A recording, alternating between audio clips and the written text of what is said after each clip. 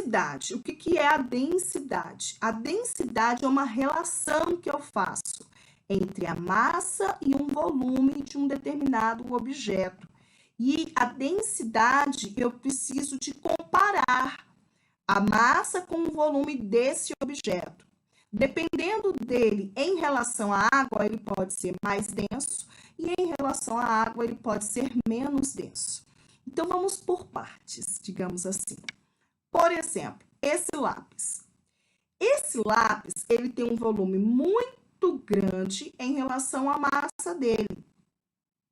Então, ele pode, quando colocado na água, ele pode boiar. Isso, se acontecer, a gente diz que em relação à água, ele é menos denso, ou seja, ele tem pouca matéria distribuída num grande espaço. Isso seria a densidade de um material. Por exemplo, este copo de vidro, né, que eu tomei suco ainda há pouco, já usei para uma outra videoaula, ele está ficando famoso. Esse copo de vidro, a massa dele é quantas gramas ele pesa. Suponhamos que ele tem 200 gramas. Essa 200 gramas está distribuído nesse volume. Suponhamos que ele tem, não tem nenhuma régua aqui ao meu alcance.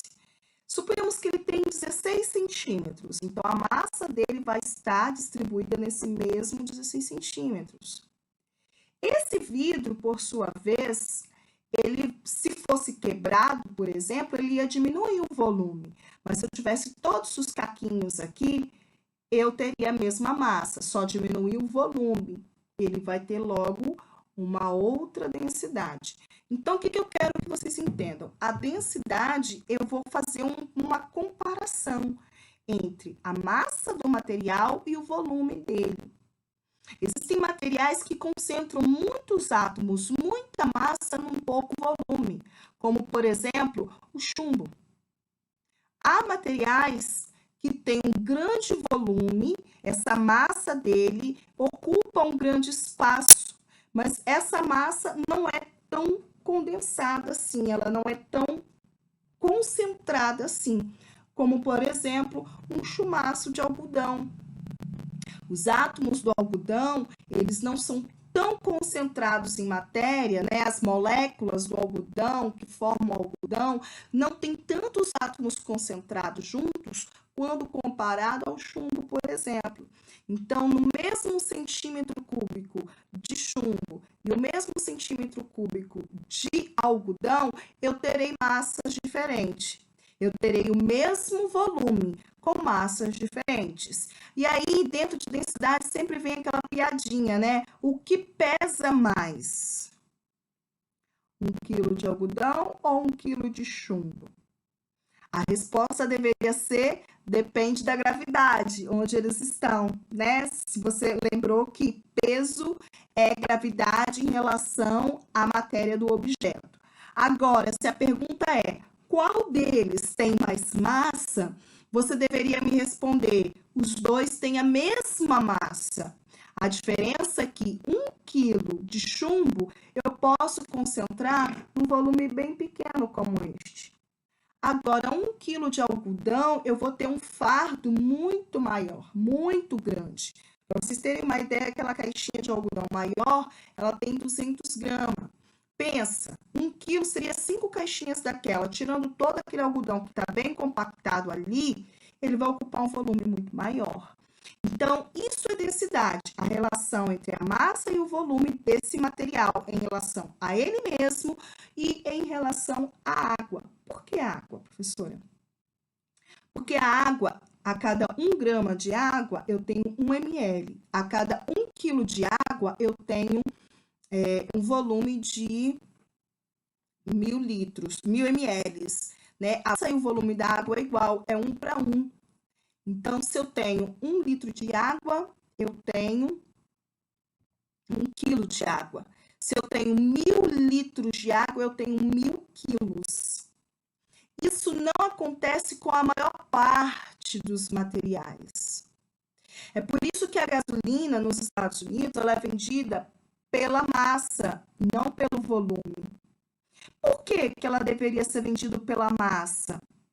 Porque quando eu compro 1 quilo de gasolina, ela pode estar dilatada, né, igual no calor de meio-dia, por exemplo.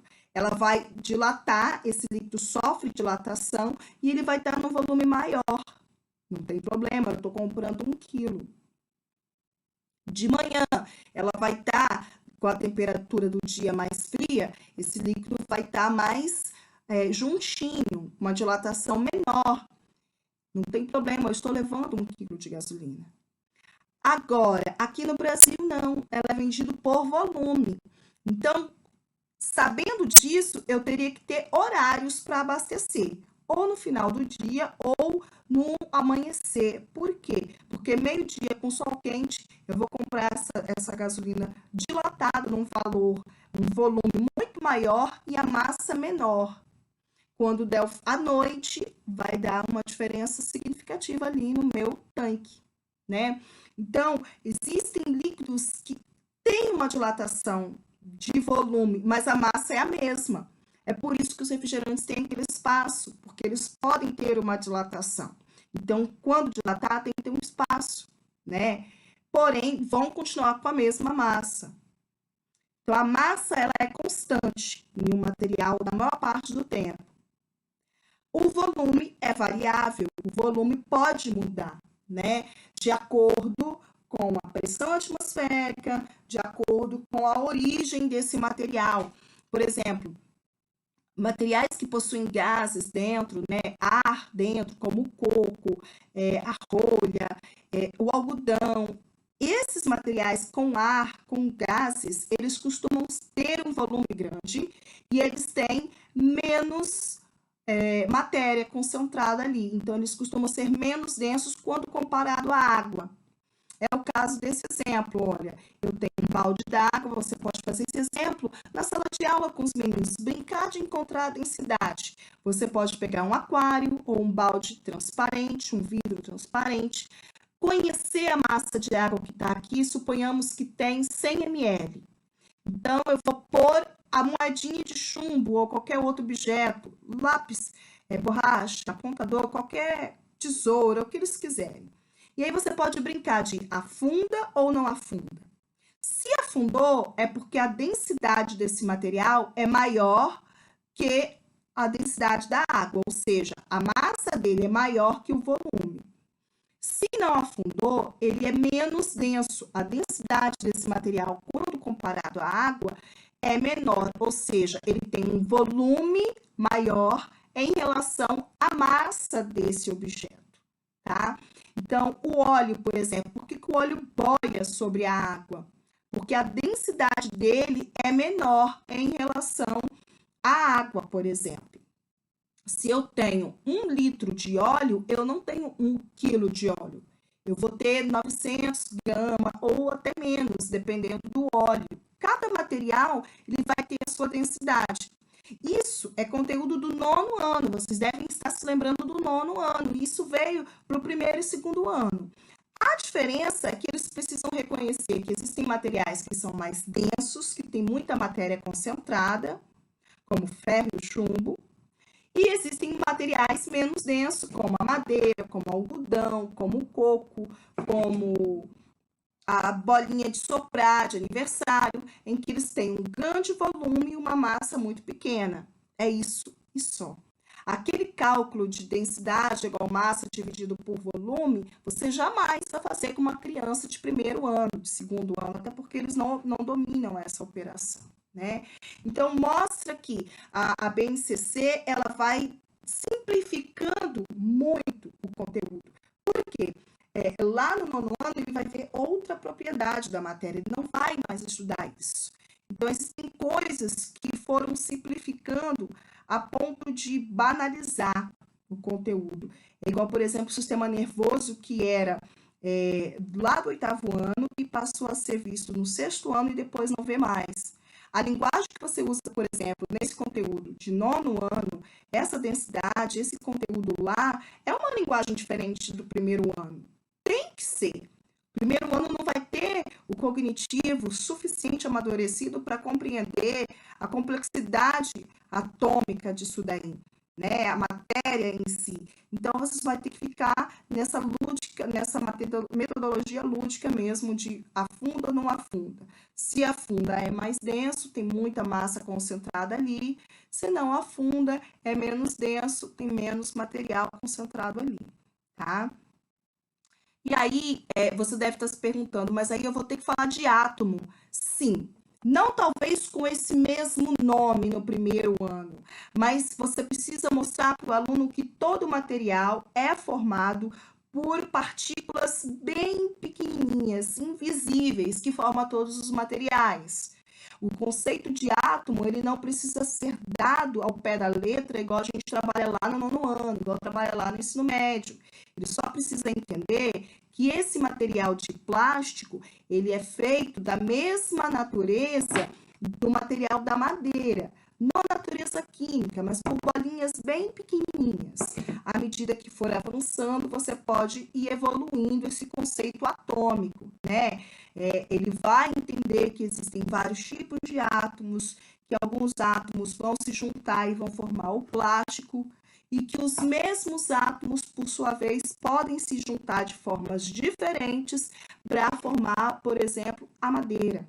E o carbono que eu posso encontrar em um plástico, eu também posso encontrar na madeira. Só que a gente vai fazendo isso muito aos poucos e de forma gradativa, para não causar complicação nas pessoas, nos alunos, né? E, professora, eu já fiquei com toda complicada, que dirá o pobre do menino.